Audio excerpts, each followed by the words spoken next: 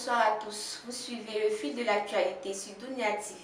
Nous sommes aujourd'hui le vendredi 13 novembre 2015. Activité du chef de l'État. En marge du sommet sur la migration à la Valette, le président de la République de Côte d'Ivoire, son Excellence Alassane Ouattara, a pris part hier jeudi 12 novembre 2015 à un petit déjeuner de travail sur la COP 21, la conférence mondiale sur le climat, sur l'invitation du président français François Hollande. Plusieurs autres chefs d'État africains y étaient aussi invités afin de préparer l'événement qui se tiendra fin novembre 2015. Il était question au cours de cette rencontre l'implication des pays africains dans la lutte contre le réchauffement climatique. Après cette séance de travail, le chef de l'État s'est rendu au centre de conférence méditerranéen de la Valette pour poursuivre les travaux du sommet sur la migration.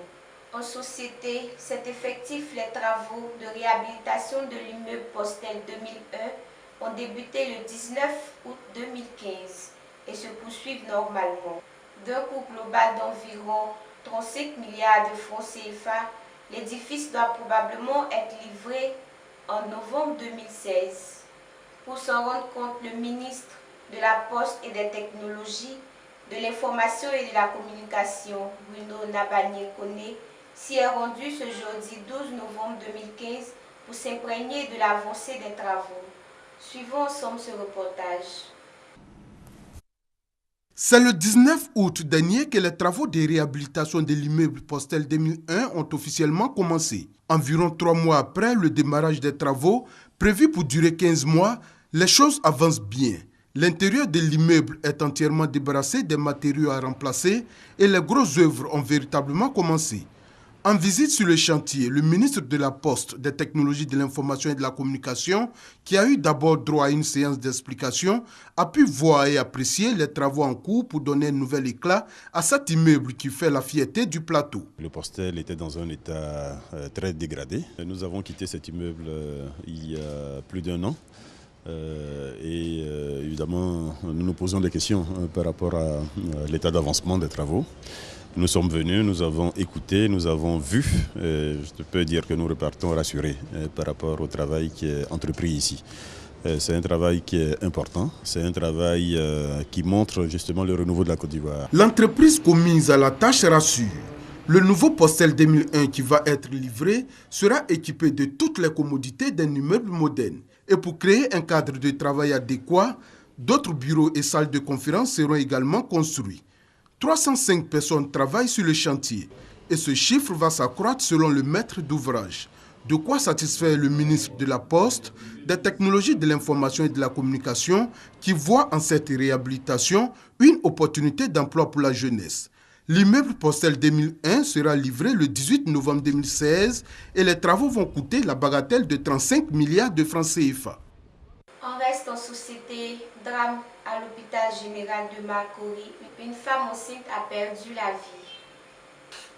Dame Nyawanoun, se prénomme-t-elle, est décédée dans la nuit du dimanche 8 au lundi 9 novembre à la PMI de Makori, alors qu'elle y était allée pour mettre au monde son 5e enfant. La population accuse le personnel de négligence et manifeste pour que la lumière soit faite sur son décès.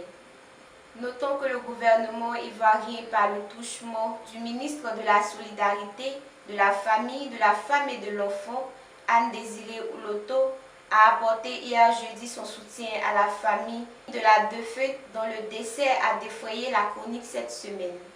Hors de nos frontières en Afrique, le Liban observe aujourd'hui, vendredi 13 novembre 2015, une journée de deuil national au lendemain du trouble attentat ayant fait au moins 43 morts dans la banlieue sud du Beyrouth. Une attaque contre le fief du Hezbollah chiite que le groupe djihadiste a revendiqué. Rappelons que les deux groupes se font la guerre en Syrie. Toujours à l'étranger au Burundi, la communauté internationale a appelé hier jeudi le gouvernement du pays et l'opposition à se rencontrer d'urgence à Addis Abeba ou à Kampala sous la présidence du chef d'État ougandais Yoweri Museveni. pour faire cesser les violences et trouver une solution à la crise burundaise. Pour tenter de calmer la situation, le Conseil de sécurité des Nations Unies a également adopté à l'unanimité une résolution proposant de renforcer la présence de l'ONU dans le pays. Et un mot de sport pour terminer. La commission électorale de la FIFA a validé hier jeudi les candidatures des 5 postulants pour l'élection à la présidence de la FIFA, notamment celle de Prince Ali, de Cheikh Salman, de Jérôme Champagne, de Gianni Infantino et de Tokyo Sekwale, écartant celle du Libérien Moussa Bility au vu du rapport d'intégrité le concernant. Par ailleurs, la candidature de Michel Platini, président de l'UEFA, suspendue pour 90 jours le 8 octobre dernier, ne sera pas étudiée par la commission électorale ad hoc avant l'expiration de sa suspension fixée au 5 janvier ou avant la levée de celle-ci.